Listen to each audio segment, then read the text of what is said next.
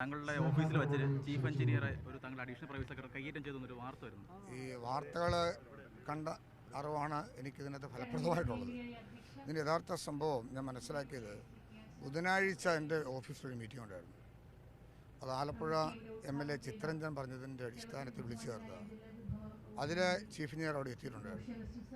ആ മീറ്റിംഗ് കഴിഞ്ഞിറങ്ങി എൻ്റെ ഓഫീസിലെത്തി അവരുമായി എന്തോ സംസാരം ഉണ്ടാവുകയും നിയമസഭാ ചോദ്യോത്തരവുമായി ബന്ധപ്പെട്ട എന്തൊരു പ്രശ്നം അപ്പോൾ ഇവരെല്ലാം ധിക്കാരകരമായി പെരുമാറി എന്ന രീതിയിൽ ഈ ഓഫീസിലെ സ്റ്റാഫ് എനിക്കൊരു പെറ്റീഷൻ തന്നെ തന്നു. ഞാൻ തിരക്കിനിടയ്ക്ക് ആ പെറ്റീഷൻ അവിടെ വെച്ചു. ഞാൻ നാട്ടിലേക്ക് പോകുന്നു. ഇത് വ്യാഴാഴ്ചയാണ് ഈ പറഞ്ഞ സംഭവം ഉണ്ടായിരുന്നത്. വ്യാഴാഴ്ച കൊണ്ട് സംഭവം ഉണ്ടായതായിട്ട് എനിക്ക് പെറ്റീഷൻ കിട്ടിയില്ലെങ്കിലും അദ്ദേഹം പെറ്റീഷൻ ഓഫീസിൽ കൊടുത്തു. പ്രൈവറ്റ് സെക്രട്ടറി പക്കലുണ്ടെന്ന് പറഞ്ഞു. ഞാൻ മനസ്സിലാക്കുന്നത് ഈ വിഷയം ഞാൻ അന്വേഷിക്കേണ്ടതാണ്. എൻ്റെ ഓഫീസിൽ അങ്ങനെ സംഭവം ഉണ്ടാകേണ്ടതില്ല. ഈ പറയപ്പെടുന്ന പല സ്റ്റാഫിൽപ്പെട്ട ആൾക്കാരും ഈ എൻ്റെ കൂടെ തന്നെ വർഷങ്ങളായിട്ട് ഞാൻ MLA ആകുന്ന കാലം മുതലേ അതിന് മുൻപേ എൻ്റെ കൂടെയുള്ള ആൾക്കാരാണ്. ഇക്കാലത്തിൽ അങ്ങനെ ഒരു വിഷയം അവരുടെ ഭാഗത്ത് നിന്ന് കേട്ടതായിട്ട് എൻ്റെ അറിവ് കിട്ടിയിട്ടില്ല. മാത്രമല്ല, ഇത്ര ഒരു വിഷയം ഉണ്ടാകുമ്പോൾ ഇരുവരോടും സംസാരിച്ച് എന്താ വിഷയമെന്ന് അന്വേഷിച്ച് മനസ്സിലാക്കുക. അതാണ് ഞാൻ ആദ്യം ചെയ്യേണ്ടത്. അതിനാണ് ഞാൻ ശ്രദ്ധിക്കേണ്ടതായിട്ടുള്ളത്. അപ്പോൾ എന്താ എൻ്റെ വിഷയമെന്ന് ഞാൻ മനസ്സിലാക്കും. രണ്ട് കൂട്ടരോട് സംസാരിക്കാനുള്ള അവകാശം എനിക്കുണ്ട്. ഞാൻ എൻ്റെ ഡിപ്പാർട്ട്മെൻറ്റിലെ ഉദ്യോഗസ്ഥരെ വളരെ വിശ്വസ്തയോട് കണ്ടിട്ടുള്ള ഒരാളാണ്. അത് ഇറിഗേഷൻ ആണെങ്കിലും വാട്ടർ അതോറിറ്റി ആണെങ്കിലും ഗ്രൗണ്ട് വാട്ടർ ആണെങ്കിലും ജലനിധി ആണെങ്കിലും അവരൊന്നും അത്തരത്തിലുള്ളൊരു ബുദ്ധിമുട്ടുകൾ ഞാൻ മനസ്സിലാക്കിയിട്ടില്ല. ഒറ്റപ്പെട്ട ചില സംഭവമൊക്കെ ഉണ്ടാവും.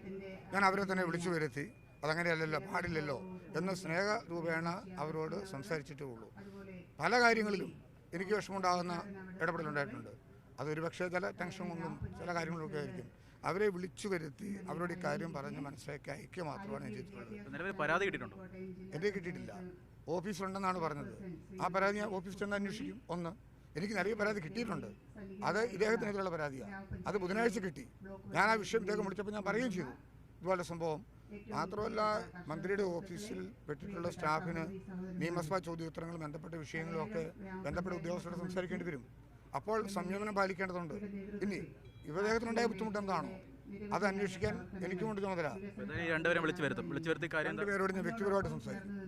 അങ്ങനെ ഒരു വിഷയം ഉണ്ടാകേണ്ട, അകൽച്ച ഉണ്ടാകേണ്ട ഒന്നല്ല. അങ്ങനെ ഉദ്യോഗസ്ഥരുമായി ഒരു ടഗോഫാർ ഉണ്ടാകേണ്ട സ്ഥിതി എൻ്റെ ഓഫീസിൽ ഉണ്ടാകേണ്ട കാര്യമില്ല.